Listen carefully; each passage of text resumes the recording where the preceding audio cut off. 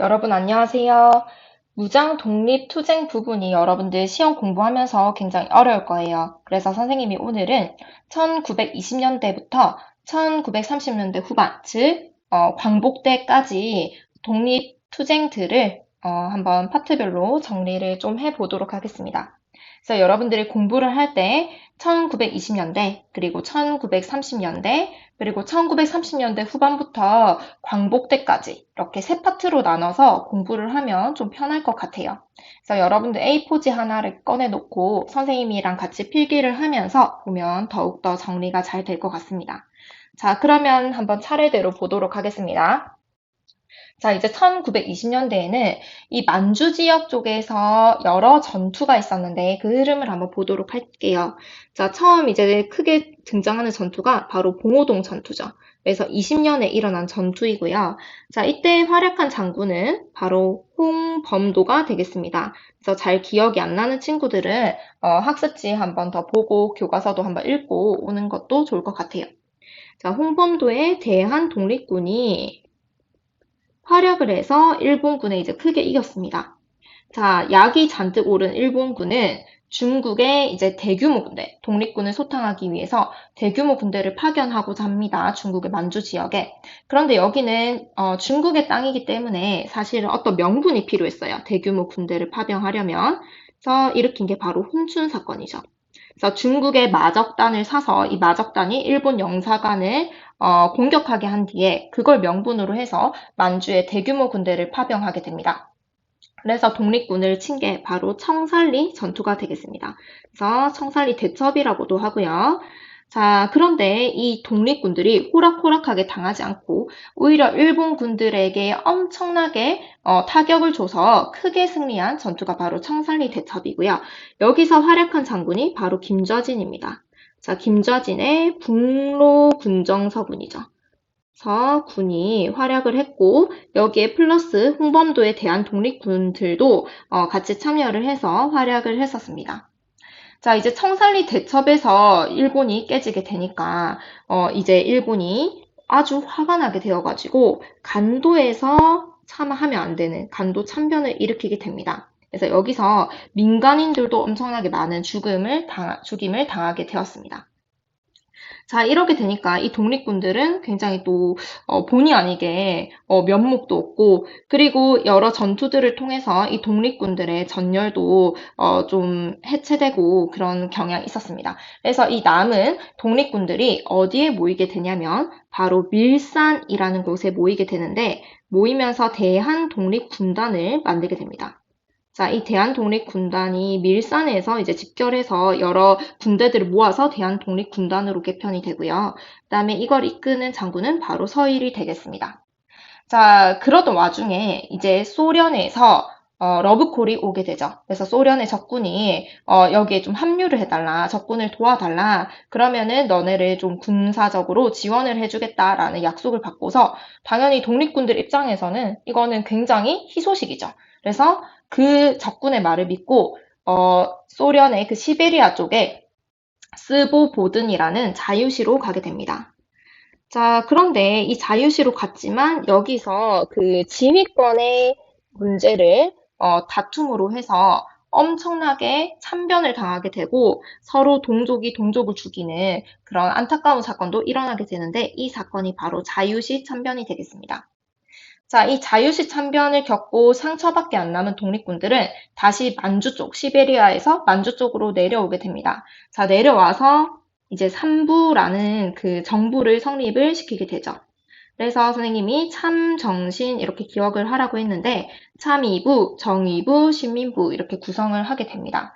자, 이 삼부의 성격 같은 경우에는 행정적인 민정의 성격도 있었겠지만 군대의 성격인 군정의 성격도 있었던 게 이제 특징이었습니다.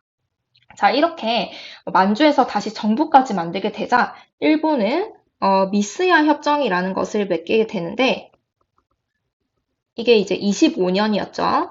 그래서 이 일본이 중국의 군벌과 협약을 맺고서 너네 독립군을 보면 일본 경찰에 신고해라. 그럼 포상금을 주겠다. 이렇게 되니까 이제는 중국인들이 독립군을 혈안이 돼서 막 찾는 거예요. 그러면서 이제 독립군들은 일본군의 눈도 피해 다녀야 되겠지만 이제 중국인들의 눈까지 피해 다녀야 되는 굉장히 어려운 상황에 처했습니다. 자, 그래가지고 그런 상황 속에서 20년대 후반이 되면 이제는 이 3부로 쪼개져 있으면 불리하겠죠. 힘을 결집하는 것이 더욱더 저항하기에 유리하기 때문에 3부 통합운동이 일어나게 됩니다. 자, 그래서 원래는 사실 이 3부가 통합해서 하나로 만들려고 했습니다. 자, 그런데 의견의 차이가 있어가지고 결국에는 하나로는 구성을 못하고요. 두 개로 구성을 하게 됩니다. 그래서 북만주와 남만주에 이제 하나씩 생기게 되는데요. 북만주에서는 이제 혁신의회가 구성이 되게 됩니다. 그리고 남만주에서는 국민부가 만들어지게 되죠. 자, 그리고 이 혁신의회 밑에 한국 독립당이 만들어지게 됩니다. 자, 그리고 또 이 밑에 한국 독립군이 구성이 되게 되고요. 자, 마찬가지로 이제 국민부에는 조선혁명당 당이 만들어지고 그다음에 조선혁명군 군이 만들어지게 되고요. 이 한국 독립군을 이끄는 사람은 바로 지청천이라는 사람이었고요. 조선혁명군은 누구였을까요? 그쵸. 양세봉이라는 사람이 이 조선혁명군을 이끌게 됩니다. 그래서 세트로 해서 여러분들이 기억을 잘 해줘야 되고요. 자, 이제 1930년대로 넘어오도록 하겠습니다. 자, 1930년대의 특징은 뭐니 뭐니 해도 한중연합작전이라는 점이죠. 그래서 이전에는 이제 독립군이 거의 독자적으로 이렇게 만주에서 열심히 싸웠다고 한다면 이때는 이제 중국군이랑 연합해서 30년대부터 싸우게 됩니다. 자, 그 배경을 먼저 보자면 자, 1931년에 만주 사변이 일어나게 되죠. 그래서 이 만주 지역을 일본이 공격을 하게 됩니다. 그러면서 이제 중국은 본인들의 영역을 이제 침범하게 되기 때문에 당연히 이제 적극적으로 일본에 저항을 할 수밖에 없었겠죠. 그래서 이게 31년이고요. 31년. 그리고 거기에 이제 더불어서 이 만주 지역에 일본의 꼭두각시 국가인 만주국을 세우게 됩니다. 자, 이게 이제 32년이 되겠습니다. 자, 그렇게 되자 이제 비상이 걸린 중국군이 적극적으로 대일항전에 나서게 되고 또 열심히 싸우고 있었던 이 한국의 독립군과 같이 연합을 하는 게 이제 유리한 상황이었겠죠. 자, 이런 상황 속에서 이제 한국군의 모습을 보도록 하겠습니다. 자, 한국의 독립군들은요, 사회주의와 민족주의 계열로 이제 나뉘어가지고 운동의 흐름이 좀 다르게 진행이 되고 있었는데요. 자, 먼저 사회주의 계열을 보고, 그 다음에 민족주의 계열의 흐름을 보도록 하겠습니다. 자, 사회주의 계열에서는 이때는 이제 동북인민혁명군이라고 해서 이거는 사실 중국의 공산당이 주도를 했습니다. 그래서 중국 공산당 주도로 동북인민혁명군이 구성되었는데 이거는 이제 그 만주 지역에 있던 여러 항일 유격대를 모아서 만들었기 때문에 여긴 당연히 중국군들도 있었겠지만 한국군들도 이제 포함이 되어 있는 상황이었습니다. 자, 이걸 좀 개편을 해서 이제 동북 항일연군으로 발전하게 되고요. 이게 36년입니다. 그래서 여기도 역시나 이제 한국인도 있었고 중국인도 있었고 뭐 이런 상황이었어요. 자, 그런데 이 중에 이 한국인들 있죠. 한국인들이 또 뭘 만들게 되냐. 조국 광복회라는 것을 구성하게 됩니다. 이게 이제 36년인데요. 자, 이 조국 광복회 같은 경우에는 대부분이 이제 사회주의자이긴 했어요. 자, 그런데 천도교가 원래 옛날에 뭐였죠? 그렇죠. 동학이었습니다. 이 천도교도와 같은 민족주의자들도 일부 참여를 했기 때문에 이 조국 광복회는 민족 통일 전선이다. 이렇게 얘기를 할 수 있어요. 사회주의와 민족주의가 힘을 합하면 민족 통일 전선 이런 표현을 쓰죠. 이렇게 볼 수가 있고 자, 이 조국 광복회 지원하에 이제 이루어진 전투가 뭐냐? 바로 보천보 전투입니다.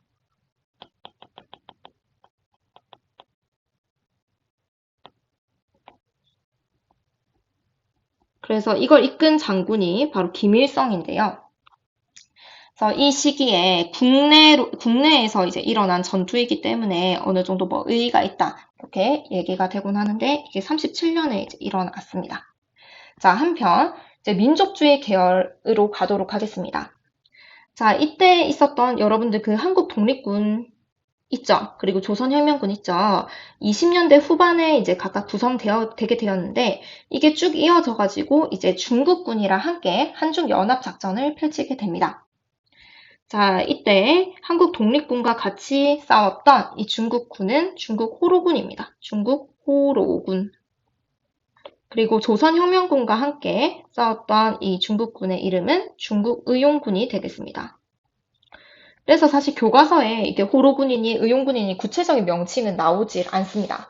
하지만 선생님이 좀 구분을 위해서 구체적인 명칭을 쓰도록 하겠습니다. 자, 한국 독립군과 중국 호로군이 함께 힘을 합해가지고 싸운 전투 두 가지를 여러분들 기억을 해야 되는데요. 이때 쌍성보 전투, 그리고 대전 자령 전투. 대전 자령 전투에서 이제 활약을 하게 됩니다. 그래서 일본군에 맞서서 싸웠고요. 활약했고요. 조선혁명군과 중국의용군이 이제 힘을 합해가지고 영릉가 전투, 그리고 흥경성 전투에서 이제 활약을 하게 되죠. 여기 보면은 되게 이응이 많아요. 양세봉, 그다음에 중국 의용군, 영릉과 흥경성 이응이 굉장히 많은 모습을 볼 수가 있습니다. 그리고 그다음에 이제 중국 관내를 한번 보도록 하겠습니다. 그래서 잠깐 얘기를 하면 중국 관내가 어디예요? 라고 할 수 있는데 중국 관내는 잠깐 보면 이제 만리장성을 기준으로 해서 여기 끝을 산해관이라고 하는데 이 산해관 아래의 지역, 자 여기를 이제 중국 관내, 산해관 안이라 해서 관내라 하고 이제 중국은 이제 이쪽이 이제 만주나 이런 지역이거든요. 이 지역은 좀 변두리로 보는 경향이 있고 중국의 만리장성 안쪽 이 관내를 좀 중국의 핵심이라고 보는 경향이 있습니다. 그래서 관내 지역에서 이제 전투를 많이 이제 하게 됩니다. 30년대에는 왜냐하면 이 만주는 만주국 수립, 32년에 만주국 수립으로 인해서 여기서는 일본군의 감시 때문에 독립운동을 하기가 힘든 상황이었고 또 더불어서 32년에 윤봉기를 의거로 해서 중국 국민당이 많이 지원을 해주고 또 중국 관내에서 한국 독립군의 활동을 인정을 해주게 됩니다. 그러면서 이 30년대 중후반 같은 경우에는 이 중국 관내 지역에서 굉장히 전투가 많이 일어나게 되고 합니다. 그래서 중국 관내라는 표현이 나오면은 이 얘기구나 알면 될 것 같습니다. 자, 그러면 중국 관내에서 만들어진 최대 당이 있는데요. 이게 최대 단체가 있는데 이게 바로 민족혁명당이 되겠습니다. 그래서 30년대 후반 이후 여기 파트에서도 이제 보도록 할 건데 일단 먼저 미리 좀 보도록 하면 이거 35년에 결성이 되었습니다. 그래서 김원봉 주도로 해서 만들어졌고요. 김원봉의 의열당, 그 다음에 뭐 한국독립당, 그 다음에 뭐 다른 민족주의 단체, 사회주의 단체들이 같이 어울려가지고 만든 것이 민족혁명당이 되겠습니다. 그런데 의열당 같은 경우에는 사회주의적 경향이 강했고 한국 독립당은 민족주의 경향이 강했기 때문에 이거 역시도 민족 통일 전선이라고 볼 수가 있습니다. 자, 그리고 또 지도를 통해서 조금 이따 보겠지만 이 민족혁명당 아래에 이제 중요한 군대가 있었는데 이게 바로 조선의용대가 되겠습니다. 그래서 여러분들이 여기까지 해서 알아둬야 되고요. 자, 그 다음에 넘어가서 1930년대 후반 이후를 지도를 통해서 한번 보도록 하겠습니다. 그래서 여러분들이 이 파트를 굉장히 헷갈려 할 거예요. 그래서 여기를 좀 집중해서 봐야 될 필요가 있습니다. 그래서 먼저 보면 이때 난징 지역에서 아까 선생님이 민족혁명당 이걸 말했죠. 그래서 좀 지도를 통해서 구체적으로 보는 겁니다. 자, 난징에서 이제 민족혁명당이 구성이 되었습니다. 자, 누구의 주도? 그쵸. 김원봉이라는 사람, 의열단을 이끌었던 김원봉이라는 사람을 주도로 해서 35년에 이제 구성이 되었습니다. 자, 그런데 이 민족혁명당 안에 이 민족주의 세력 같은 경우에 좀 불만이 많았어요. 왜냐하면 의열단의 그 사회주의 계열 위주로 이 민족혁명당이 굴러갔기 때문에 불만이 있었던 이 그 지청천이나 조소왕 이런 민족주의자들이 탈당을 하게 되었고, 이 민족혁명당은 이제 사회주의자 위주로 이제 다시 좀 구성이 되게 됩니다. 자, 그리고요, 또 군대가 있다고 했죠. 그게 뭐였어요? 그쵸, 조선의용대죠. 그래서 이 난징에서 이 좀 위치를 옮겨가지고, 여러 그 사회주의 정당이랑 그다음에 민족혁명당을 합쳐가지고 조선민족전선연맹 뭐 이런 당이 만들어지는데요. 이것까지는 여러분들이 좀 기억을 할 필요는 없습니다.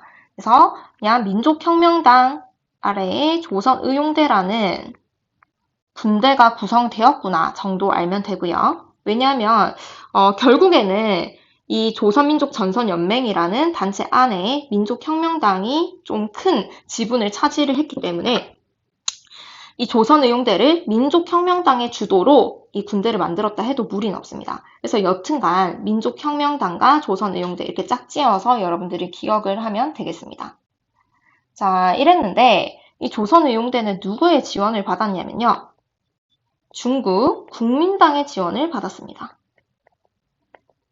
그래서 이렇게 말할 수도 있어요. 선생님, 중국 국민당, 그러니까 왜냐하면 중국에는 이제 국민당도 있고 공산당도 있잖아요. 얘네가 사회주의라면 국민당 민족주의 계열이잖아요.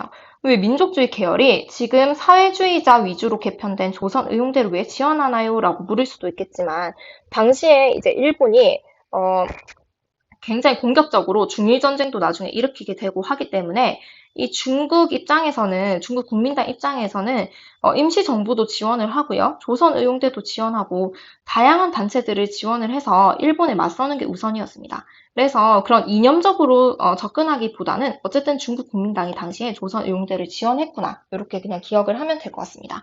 참고로 조선의용대는 이제 38년에 구성이 되게 됩니다. 자, 그런데 중국 국민당이랑 같이 지원을 받아서 일본에 싸우다 보니 이 중국 국민당이 일본에 대해서 좀 굉장히 소극적으로 저항을 하는 겁니다.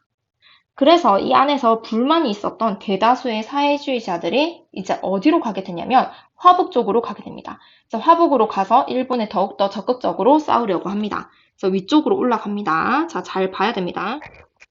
그래서 위쪽으로 올라가요. 그래서 뭘 만들게 되냐? 바로 조선의용대 화북지대. 화북 쪽에 있다 해서 조선의용대 화북지대로 바뀐다고 생각을 하면 되겠습니다.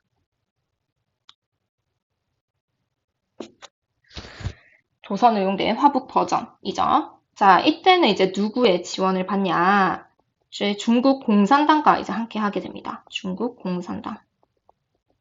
함께 해서 호가장 전투라든지 아니면 반소탕전 이런 전투에서 활약을 하게 돼요. 그래서 일본에 맞서서 열심히 싸우게 됩니다. 자, 그런데 여기는 이제 그래서 대다수의 조선의용대 대원들이 조선의용대 화북지대로 가게 되고요. 일부의 이 조선의용대 대원들은 남아 있습니다. 대다수의 조선의용대 화북지대로 대다수의 이 대원들이 가게 됩니다. 그래서 중국 공산당이랑 힘을 합쳐서 호가장 반소탕전에서 활약을 하게 된다는 겁니다. 자, 그리고 이 조선의용대 화북지대는 나중에 이제 예난 쪽으로 가서 이제 또 뭘 만들게 되냐. 조선 독립동맹을 만들게 되고요. 이거를 주도하는 사람은 바로 김두봉이 되겠습니다. 김두봉. 봉이 굉장히 많이 나오는데 선생님이 예전에 쓰리봉 얘기한 적 있습니다. 첫 번째가 김원봉, 두 번째가 김두봉, 세 번째가 양세봉 해서 선생님 쓰리봉 얘기를 한 적이 있는데 여튼간 이거는 김두봉이 42년에 이끌게 되고요. 자, 이 밑에 군대가 있는데 이게 바로 조선의용군이 되겠습니다. 그래서 여러분들이 너무 헷갈려 하는 부분이 이제 요 부분인데요. 왜냐면은 조선의용대도 있고 조선의용군도 있죠. 그래서 헷갈려 하는데 헷갈리지 않고 민족혁명당이랑 세트는 조선의용대. 그리고 조선 독립동맹가 세트는 조선의용군 이렇게 구분해서 기억을 해야 될 것 같습니다. 자, 그리고 다시 밑으로 와서요. 이 조선의용대 아까 전에 선생님 대다수는 올라갔지만 일부는 남았다고 했죠. 그리고 그 일부 중에는 김원봉도 포함되어 있었습니다. 그럼 얘네는 어떻게 했냐? 자, 그걸 보기 전에 먼저 충칭의 상황을 먼저 보도록 하겠습니다. 자, 선생님이 얘기를 했는데, 윤봉길의 의거, 그러니까 임시정부가 원래 상하이에 있었잖아요. 그런데 윤봉길의 의거 이후에 국민당의 지원을 받았다는 희소식도 있었지만, 임시정부에게 안 좋은 소식은 이제 일본에게 계속해서 쫓겨다니게 됩니다. 그래서 쫓겨다녀서 뭐, 창사, 뭐, 전장 등등에서 여러 도시로 막 떠돌이 생활을 하다가, 그러다가 이제 정착을 하게 되는 게 충칭입니다. 충칭에 40년에 이제 임시정부가 정착을 하게 됩니다. 그래서 대한민국 임시정부죠. 선생님이 그냥 임시정부라고 쓸게요. 대한민국 임시정부고요. 자, 이 밑에 이제 당을 또 만들게 됩니다. 어떤 당이냐? 김구 주도로 해서 한국 독립당을 구성하게 되고요. 여기에는 김구뿐만 아니라 여러 단체들이 이제 모여서 지청천, 뭐 조소왕 이런 사람들도 탈당했던 이런 사람들도 이미 한국 독립당에 와 있었습니다. 그래서 이 40년에 그리고 한국 독립군을 만들게 됩니다. 한국 광복군을 만들게 됩니다. 근데 잘못 말했죠. 자, 한국 광복군을 40년에 구성하게 되고요. 자, 여기서는 이제 다양한 일을 하는데 이 한국 광복군에 조선의용대의 그 일부 잔류 세력들이 이제 합류를 하게 됩니다. 그래서 여기 대다수가 같다면 일부 세력은 한국 광복군에 참여를 하게 되는데 이 일부 중에는 김원봉이라는 이 김원봉도 같이 포함이 돼 있었다는 겁니다. 왜냐하면 한국 광복군 같은 경우에는 여러 일을 하게 되는 건데요. 태평양 전쟁 41년에 일본이 미국을 건드리죠. 그래서 태평양 전쟁이 터지게 되는데 이제 그때를 기점으로 해서 이 한국 광복군이 일본에 선전포고를 하게 되고 또 이 당시 2차 세계대전 중이었죠. 그때 연합군의 일원으로 이제 참여를 해가지고 열심히 싸우게 되는데 여러 세력들을 결집할 필요가 있었기 때문에 조선의용대 잔류 세력에게 이제 러브콜을 보내게 되고 김원봉이 이 잔류 세력을 이끌고 한국 광복군에 합류하게 된다는 겁니다. 그래서 한국 광복군에서 어떤 일을 했냐 구체적으로 세 가지만 보도록 하면 일본에 이제 선전 보고를 했죠. 그리고 또 이때 이제 열심히 뭐 심리전 이런 거를 굉장히 잘했거든요. 그래서 한국 광복군의 이런 활약을 본 영국군이 또 연합하자라는 제안을 해가지고 영국군이랑 연합 작전을 또 하기도 합니다. 그래서 인도나 미얀마 전선에서 투입돼가지고 같이 싸우고요. 그다음에 마지막으로 이제 국내 진공 작전 을 하려고 했는데 이거는 사실 계획에서 이제 끝났다는 게 안타까운 점인데요. 그래서 미국군이랑 이거는 같이 함께 한 겁니다. 그래서 미국군이 국내 정진군이라는 것을 만들어 가지고 함께 특수 훈련을 했는데 그러니까 무슨 말이냐면 이제 미국군이랑 같이 힘을 합해서 여기 국내를 그러니까 쳐들어가서 일본군을 쫓아내겠다는 겁니다. 이제 이거를 왜 하냐? 한국 광복군 입장에서는 이렇게 같이 연합 작전을 해서 직접 일본군을 물리쳐야 우리의 힘으로 독립을 쟁취하는 게 되죠. 그래서 굉장히 기대가 많았던 그런 작전이었어요. 그런데 이 작전이 시행되는 게 몇 년, 몇 월이었냐? 45년 8월 18일 날 이 작전을 하기로 했습니다. 그런데 여러분들 알다시피 몇 년, 몇 월, 며칠에 광복이 됐어요. 그쵸? 45년 8월 15일에 그러니까 이 작전이 일어나기 3일 전에 이미 일본이 항복을 해버린 겁니다. 그래서 이 광복에 김구 선생님은 사실은 기쁜 마음도 있었겠지만 안타까운 마음을 많이 드러냈다고 해요. 왜냐하면 3일만 우리가 일찍 작전을 시행하거나 아니면은 일본이 3일만 늦게 항복을 했어도 우리 힘으로 독립을 쟁취할 수 있었는데 이 작전이 시행되지 못한 것에 대해서 굉장히 안타까운 그런 심경을 내비쳤다고 하죠. 여튼간 이 진공작전은 시행되지는 못했지만 어쨌든 계획이 되었었다는 겁니다. 자, 그래서 여기까지 해서 여러분들 흐름을 정리하면 되겠고요. 마지막으로 이제 국내 상황을 한번 보도록 하겠습니다. 자, 국내에서 경성에서는 사실 생각해 보세요. 이제 44년쯤, 그러니까 광복 1년 전쯤 됐을 때, 그러니까 일본의 패망을 여러 사람들이 예상을 하고 있었습니다. 자, 그런데 우리가 좋든 싫든 간에 어쨌든 30년 넘게 조선 총독부가 이 한반도를 통치를 하고 있었잖아요. 그러면 갑자기 일본이 패망을 해서 이 세력이 조선 총독부가 없어지게 되면 세상은 유토피아일까요? 그런데 사실은 뭐 경찰력이라든지 이런 것들이 다 없어지기 때문에 무질서한 상태가 될 거잖아요. 그쵸? 그렇기 때문에 이거에 대비할 필요가 있었습니다. 그래서 일본의 일제의 패망에 대비해서 조선 건국 동맹이라는 게 만들어집니다. 미리. 이게 44년에 이제 만들어지게 됩니다. 그리고 이거를 이끈 사람은 이제 여운형이 되겠습니다. 여운형의 주도로 조선 건국 동맹이 만들어지게 되고요.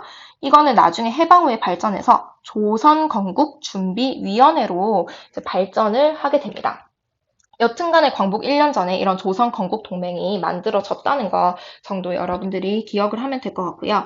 이 조선 건국 동맹 역시도 사회주의자와 민족주의자가 힘을 합해서 만든 그런 민족 통일 전선의 성격이 있었습니다. 그래서 여러분들이 좀 복잡하긴 한데 한 번만 더 정리를 해볼게요. 이 부분만 선생님이 한 30초 정도만 한번 정리를 해보도록 하면 자, 이 난징 지역에서 민족혁명당이 이제 만들어졌고, 이 민족혁명당은 군대로서 이제 조선의용대라는 이 군대를 만들게 되는데요. 이 시점쯤 되면 이제 사회주의자 위주로 개편이 되고 민족주의자는 좀 탈당할 그런 시점이라고 했습니다. 자, 그런데 이 조선의용대는 중국 국민당의 지원을 받았는데, 중국 국민당이 항일에 굉장히 좀 소극적인 모습을 보이게 되니까 대다수의 병력이 조선의용대 이제 화북지대 쪽으로 이제 가게 되죠. 그러면서 중국 공산당과 힘을 합해서 호과장 반소탕전 호과장 전투 반소탕전에서 이제 활약을 하게 되고요. 그리고 나중에 예난으로 가가지고 조선 독립동맹을 만들게 되고 그 밑에 조선 의용군을 구성을 하고요. 이때도 여전히 이제 중국 공산당이랑 같이 함께 하게 됩니다. 자, 그리고 이 조선의용대 일부 세력은 어디로 갔냐? 대한민국 임시정부가 충칭에 정착해서 한국독립당, 그리고 그 밑에 한국광복군을 만들게 되는데, 이 한국광복군의 이 일부 세력이 참여를 하게 되는데, 이때 김원봉도 같이 참여를 하게 된다고 했습니다. 그리고 참고로 이 한국광복군의 총사령관은 지청천이었습니다. 지청천. 자, 이 한국광복군은 일본의 선전포고, 영국군 연합작전, 국내 진공작전, 이런 국내 진공작전을 계획하는 등 여러 가지 일들을 했다고 했었고요. 그리고 이 일본의 일제의 패망에 대비를 해서 조선건국동맹 이런 단체가 만들어지기도 했다까지 여러분들이 정리하면 될 것 같습니다. 자, 일단 여기까지 정리를 할 거고요. 여러분들 학습지랑 교과서 보고서 한 번 더 정리를 해보면 내용 정리가 될 것 같습니다. 자, 수고 많았습니다.